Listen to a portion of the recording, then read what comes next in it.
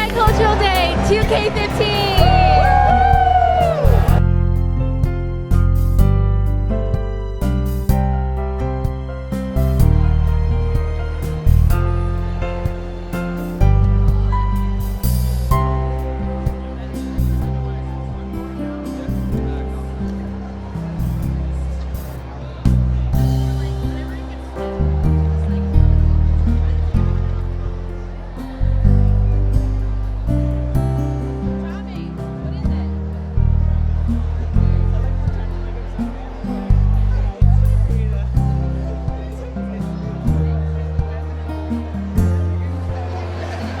This poster describes a lot of the exclusionary practices that were used to prohibit Chinese immigrants from entering the United States, like various limits and quotas on the number of Chinese people who can immigrate, and various restrictions in the Chinatowns that form naturally within urban centers. So we are the Israeli Culture Club, bringing it back for the second year now. And I'm sorry we don't have as much food to show you here. It's actually been very popular. After just 2 periods, we're pretty much all done. So clearly people like, how is it? You like the Israeli food? Oh yeah? No, it's very good. So here's our trifle, all about Israel. We tried to really diversify it and talk all about the different, things about Israel. Environment, all the innovation. You want me to talk about? We talk about all about Israel's respect for human rights. And the different gifts they bring to the world. There's so much that Israel does for such a small country, so we really try to show that really supposed to be. So this is the Irish Club. Right now we're trying to keep the food here as much as possible. Right here we have this black ginger cake made with coffee and ginger, and you top it with lemon curd and powdered sugar. Ginger snaps. Usually anything ginger is really Irish, so we have ginger snaps right here. Right here we have fruit scones. You can just mix them with jam and they're really good. They have soda bread. This is traditional Irish soda bread. We eat this on special occasions like St. Patrick's Day. These are just actually just Irish crackers and they're just good with butter. This is shepherd's pie. Usually it's made with lamb, but we substituted it for beef because it's cheaper. And here you want one? Okay.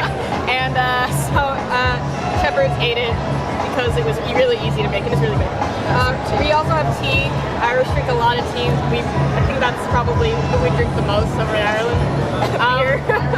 Zach over here is playing the Bowne.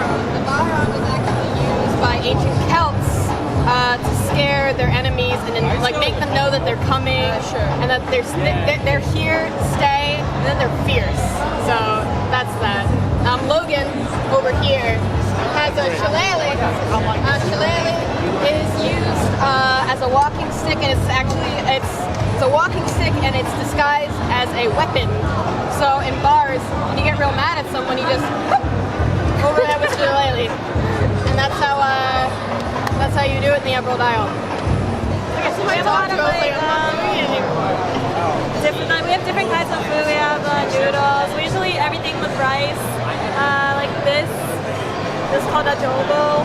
It's chicken with bay leaves and what's it called? It has really seasoning, garlic, and these are kind of the sweet desserts, cakes we have, and This is the Gay Straight Alliance booth, where it's like a club where people come together to be in a safe place and have a sense of community. We do school events, like Day of Silence. Yep. And we have a field trip coming up to a trans youth conference. Pretty much, this is all traditionally African, people, African, a lot of craftsmanship happens there. People craft what they see, so there's a lot of animal representation here. People get crafty over there. These were made out of tires. They take tires, they cut them, and they make them into sandals so you can walk around with them. So you don't feel anything. These are just some fun coasters that I have in my house, whatever. And this is a dashiki that's been in my family for a little bit. and like it tells its own story. You know, it's because in my tribe, the Kisi tribe, there are 42 tribes that make up all of Kenya, and in my tribe, the Kisi tribe, we're mostly known for like farming and craftsmanship, and that's based here. Like you can tell like where a person comes from by what they wear. You know, it's more than just clothing; it's more like a story that you're wearing on yourself.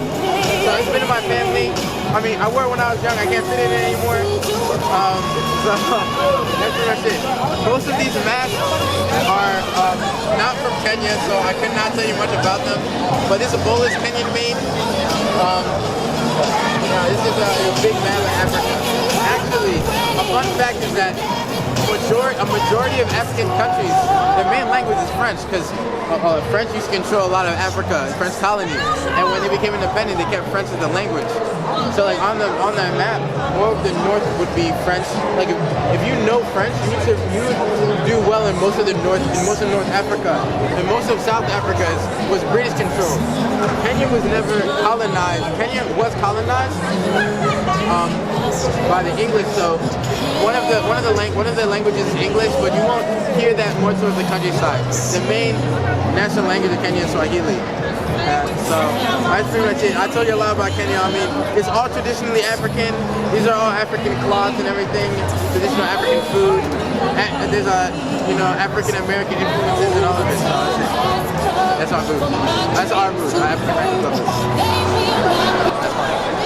Bill Coleman, welcome to the German Club. We have some German sugar cookies right here, and various posters of pictures of Berlin and surrounding areas in Germany.